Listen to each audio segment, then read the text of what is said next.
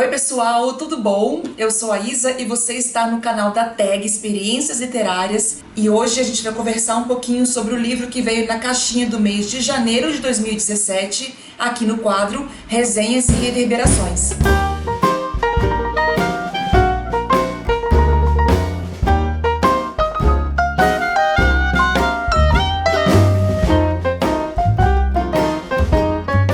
E eu tô falando de Vida e Proezas de Alexis Orbaz, do autor grego Nikos Kazantzakis. Ensaiei bastante para falar esse nome, viu? E saiu.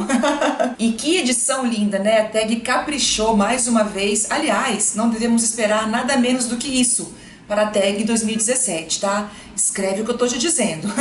Livro, revistinha, marcador, mimo. Esse mês veio aquele calendário literário, né? Muito legal. O pessoal gostou muito. Eu amei, pelo menos. Mas enfim, galera, vamos focar aqui na história, porque a gente tá aqui pra isso. É um livro muito controverso, né, dividiu opiniões aí da galera. Até e-mails eu recebi por causa desse livro, de pessoas indignadas em relação a um ponto específico da história.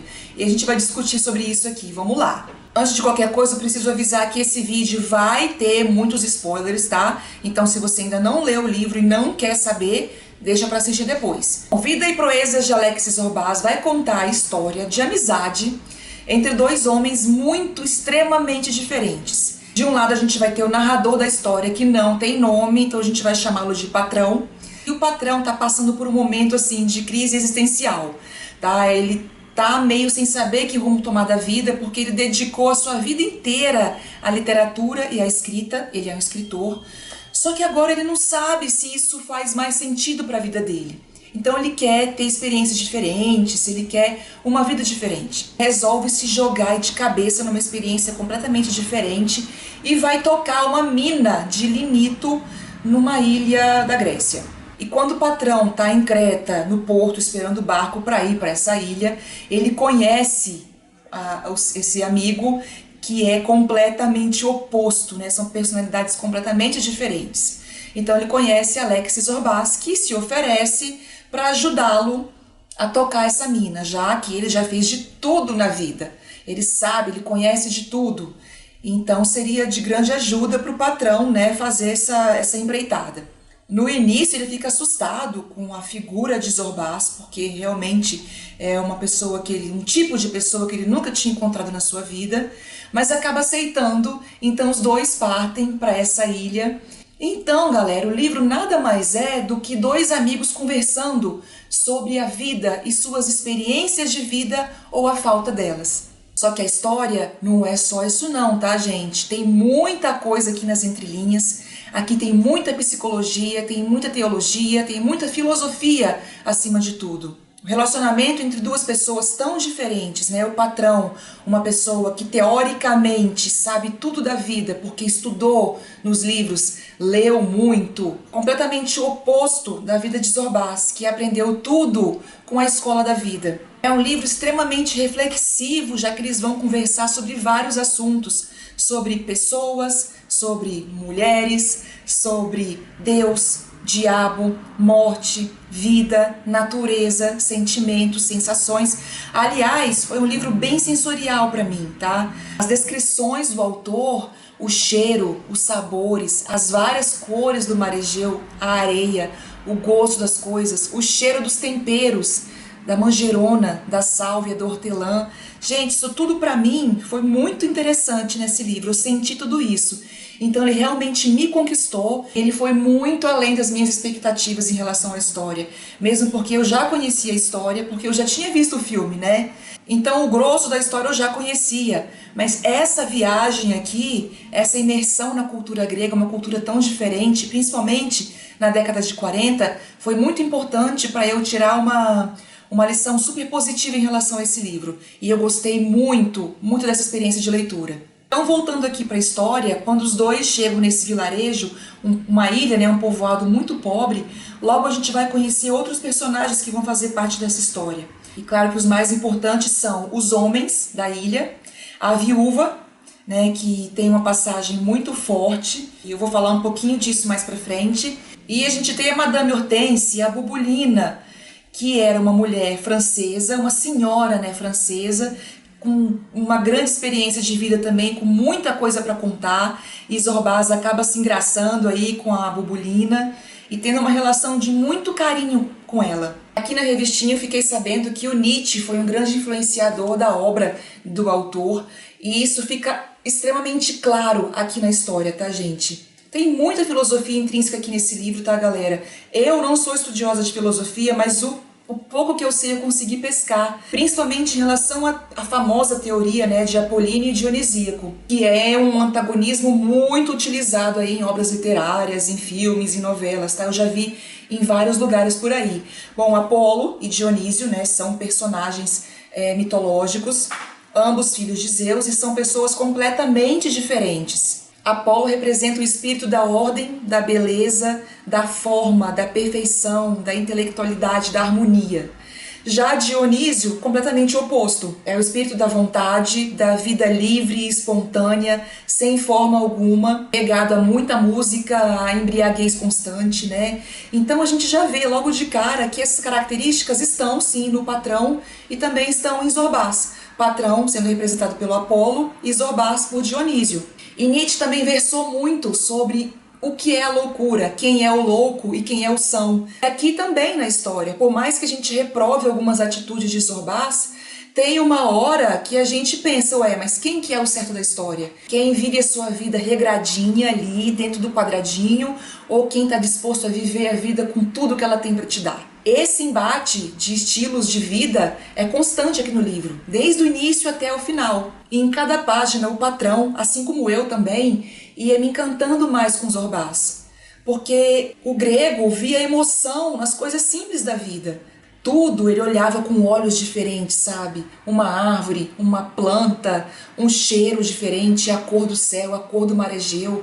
Tudo para ele era bonito, como se ele estivesse vendo aquilo pela primeira vez. Até que chega uma hora que o patrão fica com inveja da vida de Zorbaz. Ele queria ter aquela vida. E aqui na página 100, ele fala o seguinte: se pudesse pegar uma esponja e apagar tudo que estudei, tudo que vi e ouvi, entrar na escola de Zorbaz e começar o grande, o verdadeiro ABC, encheria de carne a minha alma, encheria de alma a minha carne, conciliaria dentro de mim, finalmente, esses dois inimigos eternos. Ou seja, o patrão preferiria viver na ignorância intelectual, mas ter a experiência de vida que Zorbaz teve. A inteligência também está na simplicidade das coisas. E isso a gente vê aqui o tempo inteiro. E o Zorbaz é um personagem tão limitado intelectualmente que às vezes faltam palavras para ele expressar o que está sentindo. Então ele expressa isso por meio da dança, da música, né? Ele tinha o santir que ele tocava. E essa relação de Zorbaz com a música e com a dança é mais uma referência clara a Nietzsche, a filosofia aqui na história, né? Porque Nietzsche também falou muito sobre a importância da palavra. E no livro do Nietzsche, Assim Falou Zaratustra, ele fala bastante, né, sobre isso, colocar pensamentos em palavras. Que dificilmente a gente vai conseguir escrever ou falar sobre um sentimento da mesma forma, da mesma intensidade que a gente o está sentindo. Que a palavra escrita, a fala, é um grande limitador de pensamentos e ideias. E Zorbaz faz exatamente isso. Ele prefere não estragar o momento com palavras. Ele prefere enaltecer o momento com a dança, com a música. E tem uma outra passagem muito bacana aqui na página 123 que deixa isso bem claro. Zorbaz parou de repente, pensou um pouco e depois disse: de alguma coisa eu entendo. De quê? Diga lá, Zorbaz. E eu lá sei? Acho que de alguma coisa eu entendo. Se eu quisesse pôr em palavras, estragaria tudo. Algum dia, tendo disposição, eu vou dançar isso pra você. Gente, isso aqui é genial. Isso aqui é genial. A gente também pode ver, sim, a veia socialista de Nikos aqui no livro, porque quando Zorbaz chega, né, à ilha, ele já começa a planejar o futuro. E ele pensa, né, que todos ali vão poder ser empregados e todos vão poder juntos usufruir daquilo que eles estão fazendo, né? Falando em empreitada, o que é a cena do teleférico, né?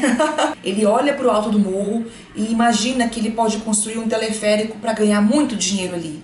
Um teleférico que sai lá do Morro dos Monges e desce até a praia.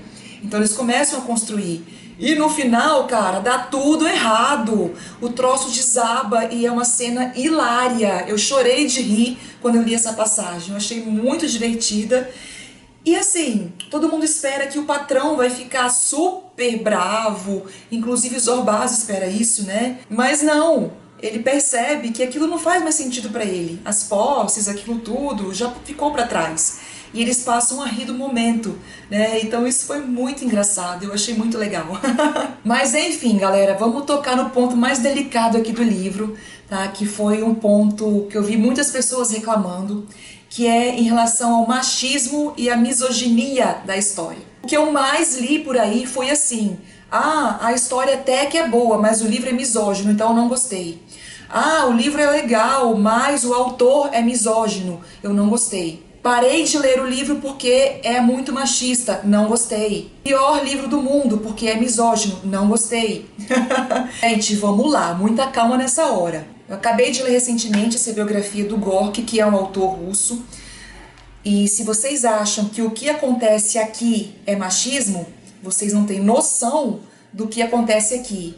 Só que aqui é ficção, aqui é realidade, tá, gente? Então, muito cuidado, tá? Em relativizar tudo, em politizar tudo nessa vida, principalmente para você, né? Para nós que somos leitores. Mesmo obras que foram escritas em tempos, em séculos, em culturas diferentes, é muito complicado. Você vai ficar com uma literatura muito limitada, tá? Você não vai poder ler os clássicos, porque tudo vai te incomodar. E lendo aqui os comentários no aplicativo da Tag, eu achei um muito pertinente, que foi da Miriam Serafim. E a Miriam disse que não entendeu de forma alguma o porquê de as pessoas ficarem tão irritadas a ponto de desistir da história por conta das passagens machistas do livro.